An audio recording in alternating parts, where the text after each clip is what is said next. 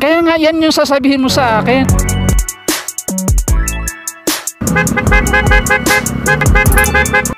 Ang Carabao Island ay isa sa 3 existing fish sanctuary dito sa Cavite.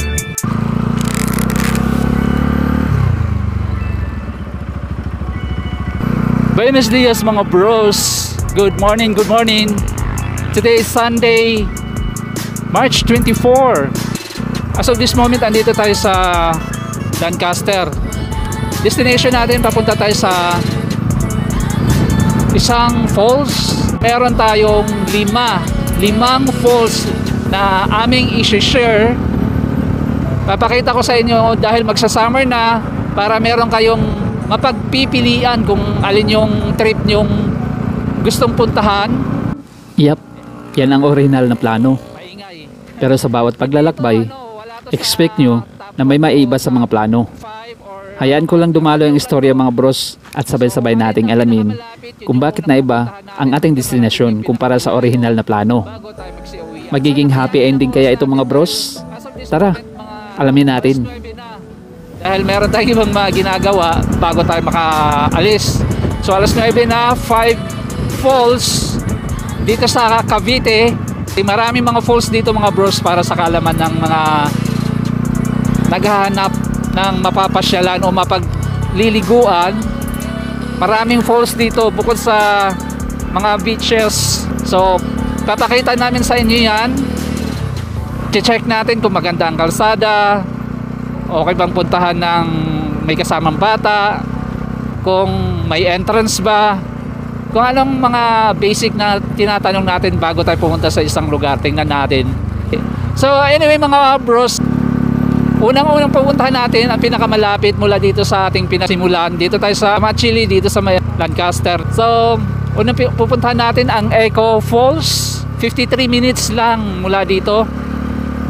And pupuntahan din natin Malibig-Libig Falls, Tala River Park. Ano pa ba? Pasensya na mga bros dahil ito few minutes ago lang bago ko naisipan na, kasi marami tayong mga pinagpipilian talaga. Marami kasing falls dito sa Cavite katulad na nabanggit ko, pero 5 lang pinili natin. So hindi ko masyadong sa ulo kung alin yung 5 na doon. Basta ang nakaano sa mapa natin ngayon ay ang unang pupuntahan natin ang Echo Park. Ang Echo Falls. So buenos dias again mga bros. Diyan lang kayo, relax lang kayo. Sana mag-enjoy kayo sa video na to, sa episode na to. Kasama ko si Commander. Bati ka. Dito pala sa kabila. Ito. So ako po ulit si RJ. At ito po ang Mambas Adventure. Let's go!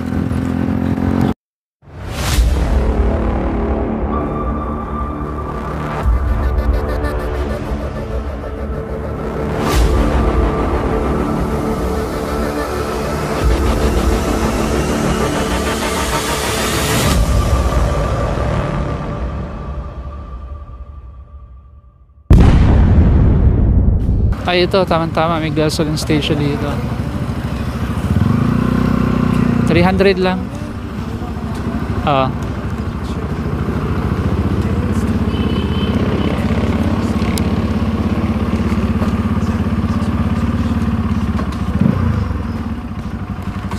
$300 lang po.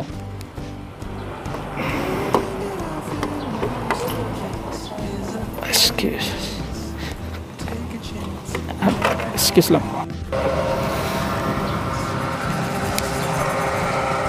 24 oras kayo dito.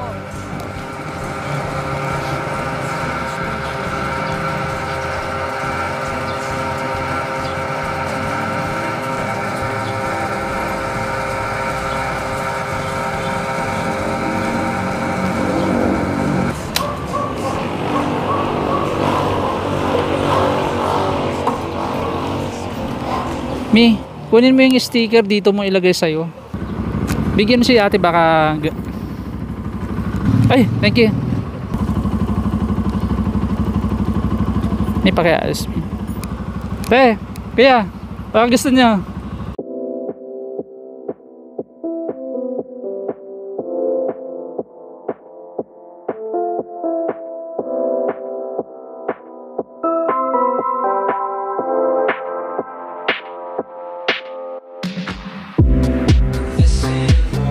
ako naligaw dito mga bros. Ngayon lang kami nakadaan dito.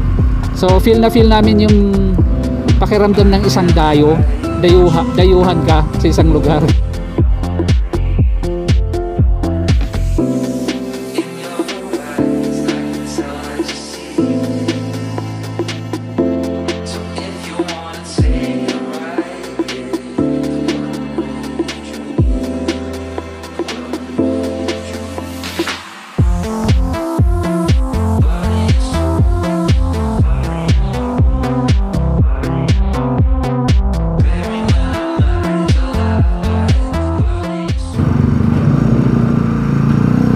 Parang nakadaan na tayo dito din. Paakyat, no? Mataas na bahagi pala tong ano, papuntang Indang. Simbahan kaya pala mga tao. Simbahan pala to dito sa kanan natin. Ganito madadaanan na ninyo mga bros kung galing kayo sa Metro Manila na way. Ito tayo. Traffic pala ng part na to. So far mga bros, ito yung pinaka matraffic na nadaanan natin papunta dun sa ating destinasyon. Woo! Sikip ng area. Dito kasi tayo sa parang pinakabayan ng Indang. May palengke, may simbahan. Hindi ko lang sure kung dito rin yung city hall nila. Imagine nyo mga bros, 5 falls ang pupuntahan natin. Unang falls pa lang itong pupuntahan natin. Ganito na yung traffic, ganito na yung tagal ng biyahe.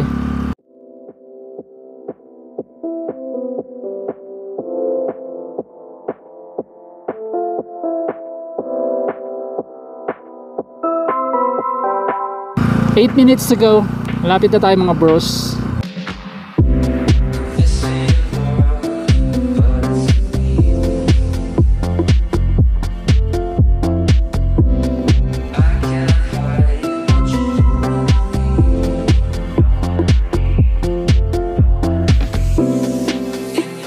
Ganito pala sa Indang. Indang, Cavite.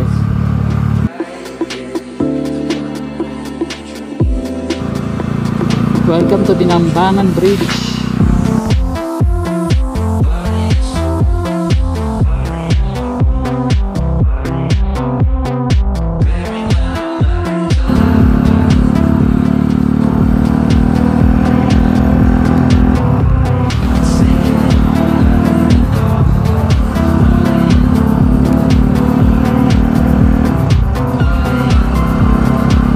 Ng kalsada, espaltado.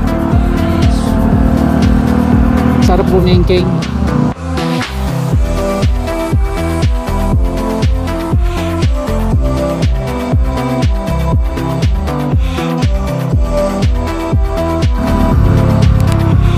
Next time mga bros, i-explore pa natin to na mas malawak. Sa ngayon, dito lang tayo sa falls muna kasi may iba pa tayong pupuntahan.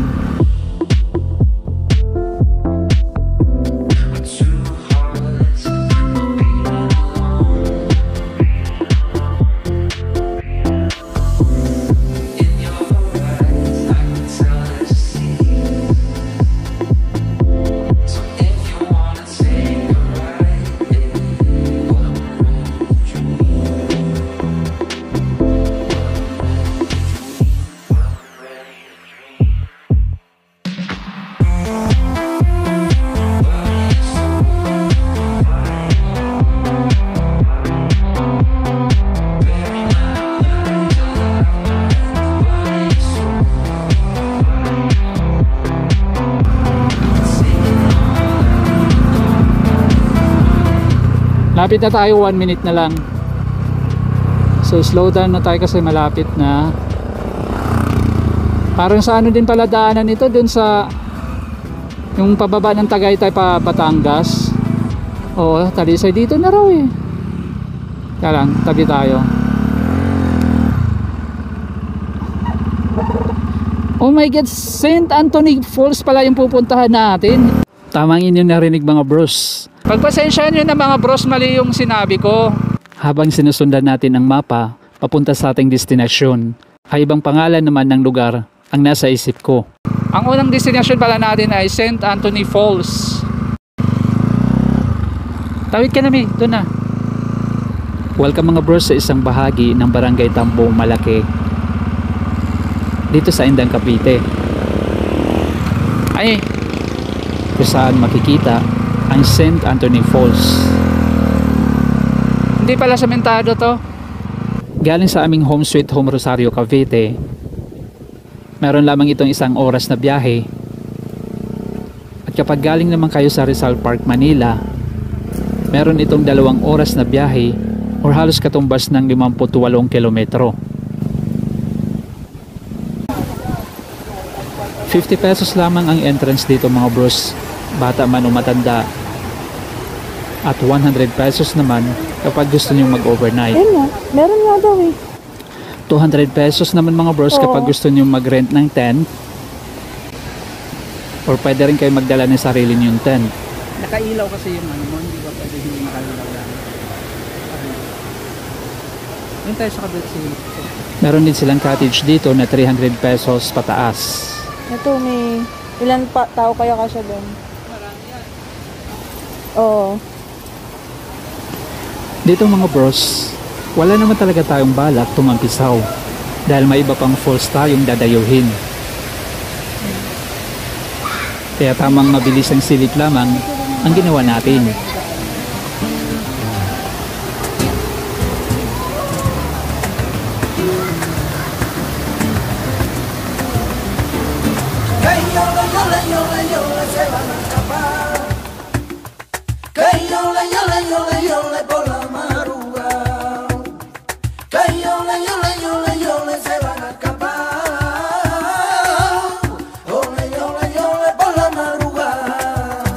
¿Por qué no has venido? ¿Dónde estás metido? ¿Por qué me engañaste si yo mi promesa la he cumplido? Si tú no vienes a verme yo... A few moments later. At kung kailan paalis na tayo, Bad trip mga bros, wala na lang connection. For the third time. doon naman nagsimulang naramdaman ko ang mataas na level ng stress. Dahil sa pangatlong pagkakataon, Iwanan lang muna namin yung motor dito sa may ano. Wala na siguro. ay bumagsak ang ating drone. Yung susi, didila mo? Yung location natin nandito. Yung kulay pula na kulay blue na yan, yun yung ano. Biglaan kasi nagkaroon ng error Biglang at nire-require ng system na i-restart ang power ng drone Oo. para bumalik sa normal. Sana walang gagalaw na ano ito kasi malambot. Ang problema lang nito ay nasa ere pa siya. Parang may enough power siyang matitira yun oh. Pulang-pula na. May kunting power para magkaroon ng connection. At hindi Para ko na magamit sa makontrol Find My Phone. gamit ang controller. Kaya napadpad siya at napunta kung saan.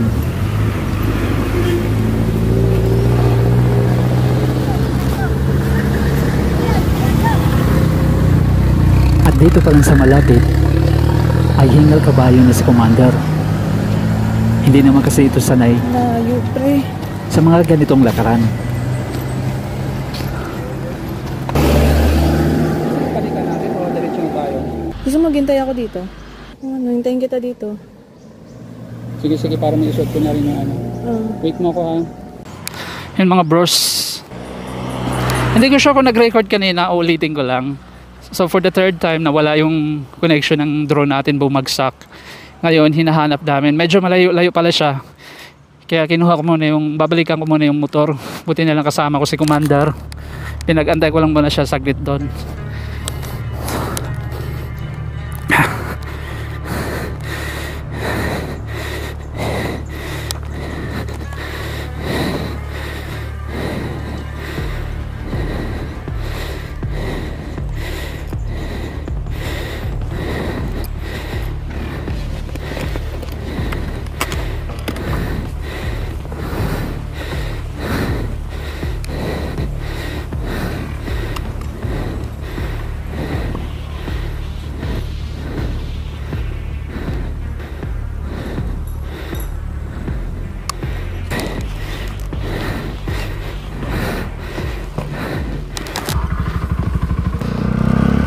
So andito tayo sa Indang, Cavite, sa St.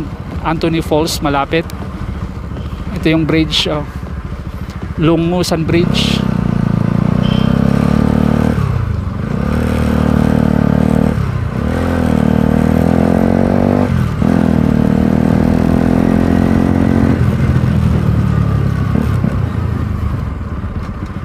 Let's go. Hanap mo na? Ha? Hanap mo na? Hindi pa. Pupunta natin. Mag-helmet ka muna. Sabihin mo ha. Susundan natin yan.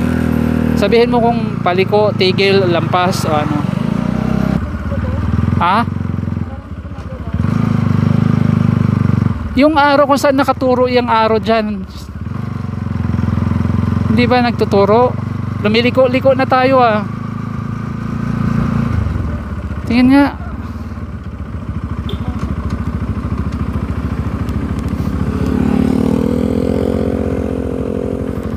Teka, akin na, huwag mo nang galawin. Ayan yung araw Bakit pa ganun? Kaya nga yan yung sasabihin mo sa akin para doon tayo. Saan tayo nakaharap dyan? Pag yun ito Nakaharap. Kasi paliko tayo Pag nandun na tayo sa street,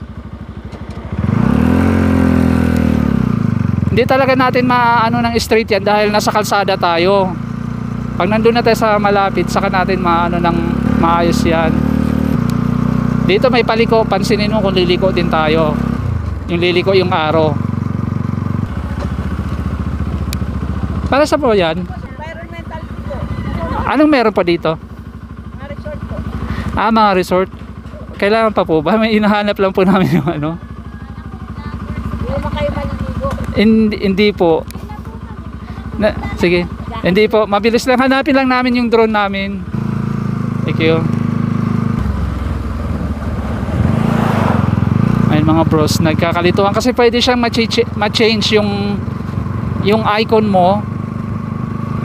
Yung pwede ikaw yung pula. Pwede yung ikaw yung blue. Kasi pwede siyang i-change Pagpalitin mo siya. Kaya nalito ako. Kaya pala parang napakalayo na natin sa pinag-drone na natin. Nako, naging iba na naman yung topic natin ito. May naisip akong plano, basta makukuhain lang muna natin ngayon yung drone. Postpone na lang muna natin yung 5 falls na sinasabi ko mga bros. Iba muna yung plano natin dahil super late na tayo, hindi na natin matatapos yan. Ang importante makuha natin ngayon yung drone, then sasabihin ko sa inyo ang next plano natin. Parang dito. Straight pa tayo.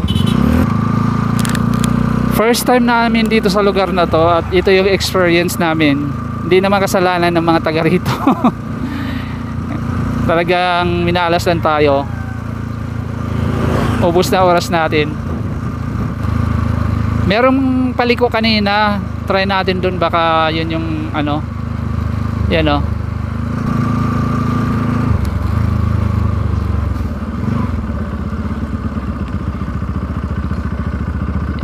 Ano yung araw?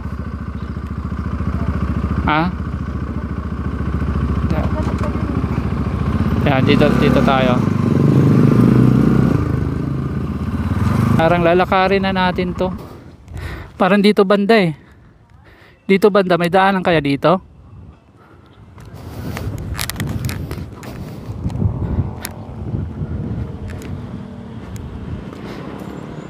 Tao po.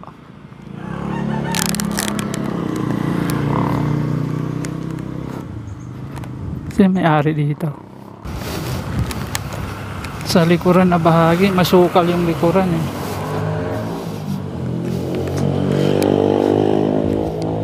Na-excuse. May daanan po ba dito papunta sa likod? Nalaglag lang kasi yung drone ko. Parang sa likuran na part. May daanan po ba papuntang likuran? Yung private. Private. Kasi po yung bumagsak yung drone ko. Bali ito yung pula. Yun yung drone. Tapos ako to. Bet saan ba kayo Dito, doon ako nagpalipad. May nakita ba kayo? Ito. Yung pula, yan yung drone. Tapos ako tong, ano, itong... Dito. Ha? Kaya nga, may daanan po ba dito pa, ano? Private. Sige, ayun. Kasi ito yung, ganito yung itsura niya, oh, yung huling, ano, bago bumagsak, pakita ko sa'yo. Patingin yung video. Tara. Ito, Patingin ko yun. yun yung likuran na part. Baka alam nyo itong malapit ata. Doon sa may bandang binagsakan. Naku, doon yan, kina Lolo Tommy siguro. Siguro nga, sa kaluran. Ano Ayun. pa, sige. Nag-overheat kasi yung battery niya hanggang na low bat. Kayo ba yung nakamotor, kuya? Oo, pabalik-balik nga. Balik-balik. Oo, kasi hinahanap namin. Tinuturo kasi kami, likuran na part. Pagkatapos na mahigit kumulang 2 oras, sa wakas, Punta nga kami ay nahanap din natin ang drone. Papunta. Salamat sa tulong ni Tatay Jimmy at sa family sa paghahanap nito. Ah, Hindi na natin na-video ang ibang part disconnect po. dahil na lowbat ang ating batteries. At ito ang dahilan mga Dito bros yung ano eh. kung bakit na iba ang ating lakad kumpara sa original na plano. Alright mga bros, welcome back once again sa ating episode na to. Meron tayong change of game plan. Kasi ang nangyari mga bros, sa pangatlong pagkakataon, bumagsak na naman yung drone natin. And thank God, nakita natin uli after ng mahigit 2 oras ata na paghahanap. Buti na lang merong umassist sa atin na lokal. Shoutout nga pala kay Marlene, kay Tatang Jimmy at sa family. Salamat po sa pag-assist po sa paghahanap ng drone. Biruin nyo mga bros, grabe, ilang private property dinaanan namin. Buti na lang sinamahan kami. Kasi kung hindi, wala, hindi kami makakalusot. Dayo naman kami doon eh. Wala rin kami mapagtanungan para magpaalam. Kasi walang tao. Mahirap naman kahit sabihin walang tao, hindi ka magpaalam. Buti na lang may kasama kami. So yun nga, dahil naubos na naman yung oras natin sa paghanap, na change of game plan tayo. Hindi muna natin pipilitin na mahanap yung mapakita yung 5 falls na sinasabi ko dahil wala tayong oras, di natin matatapos yan. Meron tayo pupunta sa Maragondon Sanctuary. So as of this moment, nandito tayo sa anong lugar nga to? Banaba? Nasa Banaba. Nasa Banaba tayo. Indang pa rin ito.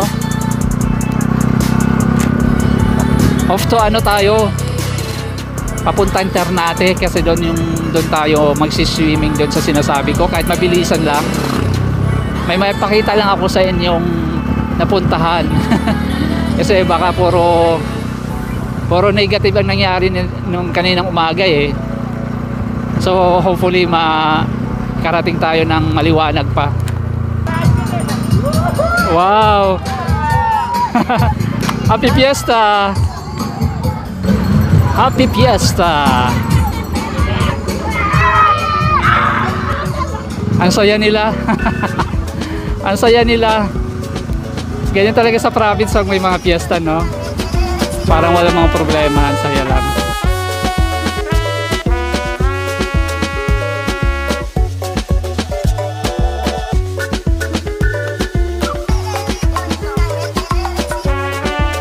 Province na province, oh.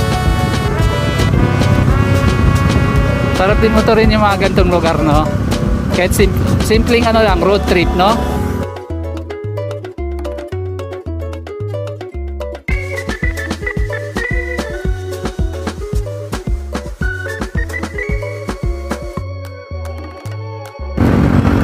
Woohoo!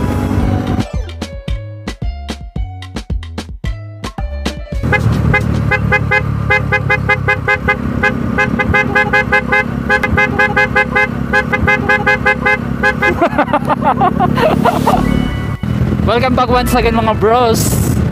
Mukhang nakatulog na yung kasama ko sa antok. Alayo ng biyahe. Siguro mga 10 minutes na lang. 10 to 5 minutes. Nandun na tayo sa destination natin mga bros. Ito yung Maragondon Sanctuary. Makakapagtampisaw tayo ng kahit mga 15 to 30 minutes. Goods na tayo nun. Dito lang to malapit sa Cave Yang, sa pagbaba ng Cave Yang. Yan ang dami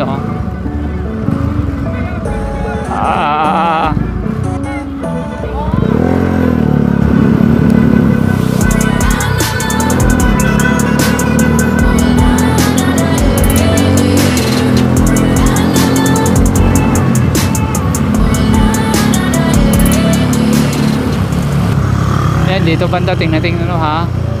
May babaan dito. Ito. Maragondon Sanctuary. Ang dami. Sa wakas mga bros, pagkatapos na mahigit 1 oras na biyahe, ay narating din natin ang ating Plan B destination. Babaan ito. Dito. Doon daw eh. Dito. Siya nga pala mga bros, mayroong 20 pesos na parking fee dito at another 20 pesos naman para sa entrance fee per head.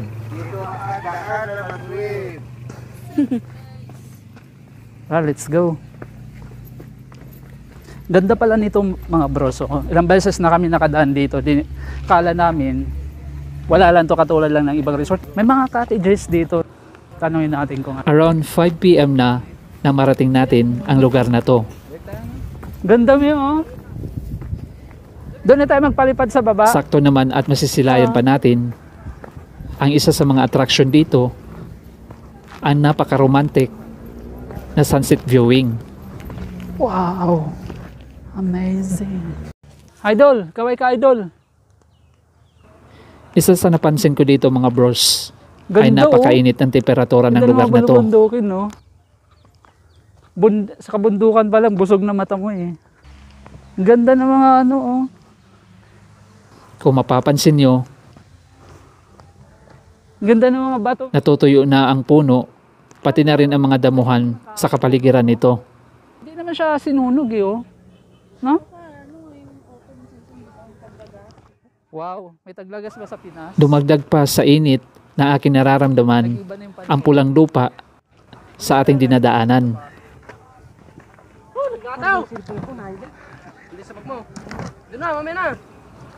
Karamihan ng mga dumadayo dito mga bros ay mga riders. Kaso parang malayo yung... May daanan ba padagat dito? Parang Ilan lamang sa pwede niyong gawin dito ay mag-swimming, camping, fishing at marami pang iba. Ganda ng mga rock formation.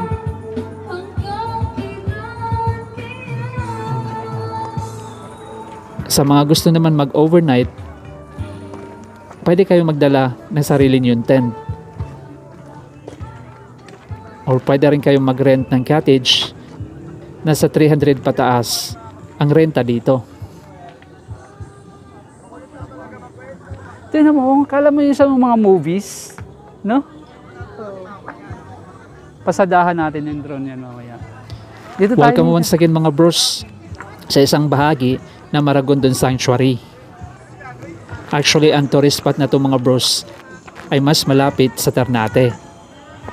Nagkataon lang na ang dagat ay part ng Carabao Island na pinamamahalaan ng lokal na pamahalaan ng Maragondon. Pag tinignan mo siya parang pantalan, no? Ang Carabao Island ay isa sa 3 existing fish sanctuary dito sa Cavite. May siya yung, parang daungan.